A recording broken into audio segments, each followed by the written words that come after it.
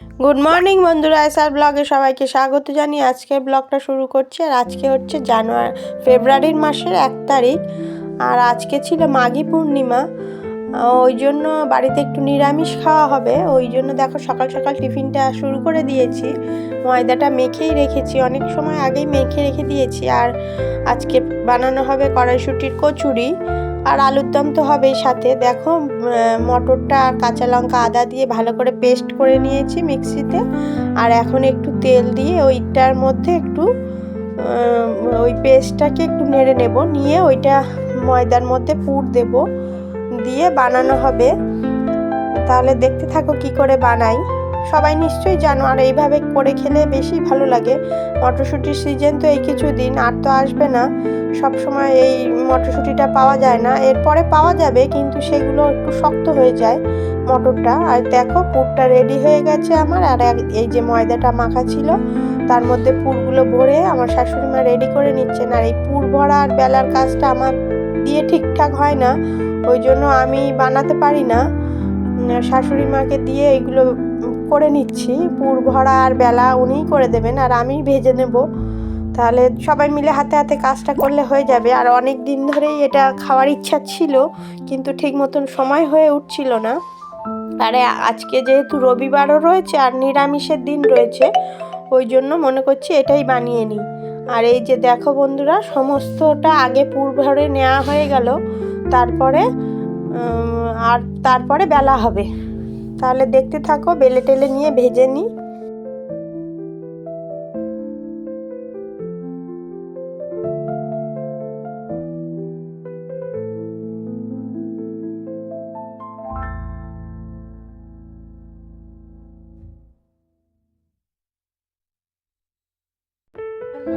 দেখো কতগুলো বেলা হয়ে গেছে, এর মধ্যে সমস্তটা বেলে বেলে দিচ্ছেন উনি, আর আমি ভেজে নেব।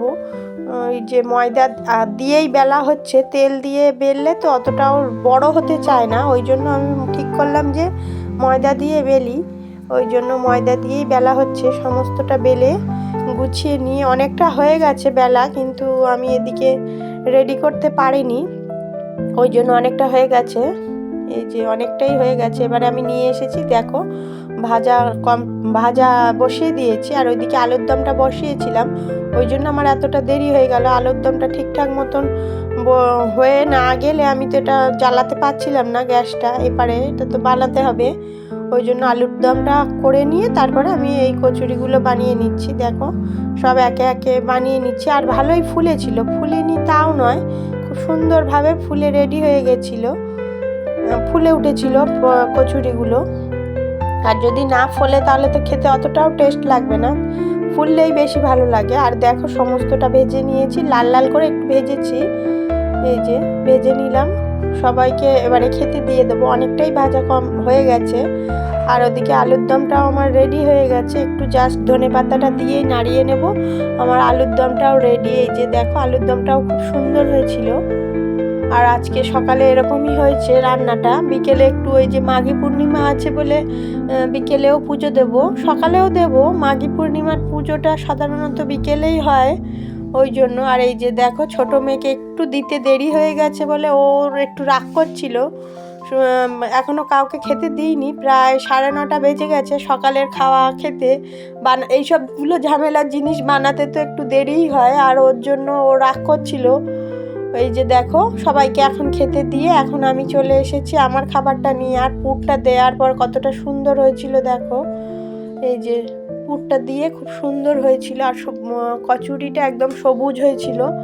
আর এখন আমি বসে গেছি খেতে, কেননা অনেকটাই বেলা হয়ে গেছে। আমার তো খেতে গিয়ে সেই 11টা বেজে গেছিলো, সমস্ত সবার দিয়ে টিয়ে খেতে গিয়ে আমার তো অনেকটাই দেরি হয়ে গেছিলো। আর এখন ঘরের কাজ কিছুই করা হয়নি। তারপরে খাওয়া দাওয়ার পরে দেখো বন্ধুরা, ঘরের কাজকর্ম সেরে স্নান টান করে পুজো দিতে বসে গেছি। বলেছিলাম যে আজকে মাঘী পূর্ণিমা, ওই জন্য আজকে একটু ঠাকুরকে মিষ্টি ভোগ দিচ্ছি। দুপুরবেলা মিষ্টি ভোগ দিয়েছি, আর রাত্রে আবার একটু পুজো দিতে হবে। ওই যে ঘট টট পাততে হয়, লক্ষ্মীনারায়ণের যে ঘরটা সেটা পাততে হয়। পূর্ণিমা তো ওইটা দিয়ে পুজো করে, ঘট পেতে পুজো করতে হয়। ওটা আমার শাশুড়ি মাই করবেন। আর পাঁচালি টাচালি পড়তে হয়, ঘরে ঘরে ঠাকুরমশাই দিয়েও দেওয়া যায়, কিন্তু ঘরের পাঁচালি পরেও পুজো দেওয়া যায়, ওই জন্য আমি শাশুড়ি মাকে বলেছি যে আমি না একটু দোকানে গিয়ে বসবো, আপনি পুজোটা দিয়ে যাবেন। আর দুপুরবেলা দেখো এই যে ভোগটা দেয়া হয়ে গেল, আমার ভোগ দিয়ে ঠাকুরকে পুজো দিয়ে দিয়েছি। আর দুপুরের রান্না বলতে এই যে দেখো বন্ধুরা, দুপুরের রান্না কি করেছি। দুপুরেও আজকে লুচি খাওয়া হবে, ওই জন্য কাবলি ছোলা একটু ঘুগনি করে নিয়েছি, একটু বেগুন ভাজা করেছি।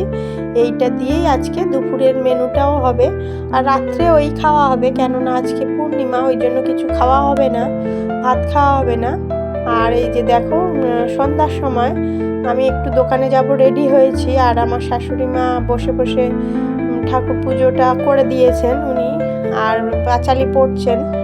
আর এই যে দেখো আমার ছোট মেয়ে শঙ্খ বাজাচ্ছে, দুজন মিলে পুজো দিল। আর দিদু যতক্ষণ বই পড়েছে ও ততক্ষণই বসেছিল। তাহলে বন্ধুরা ভিডিওটি এই পর্যন্ত, টাটা।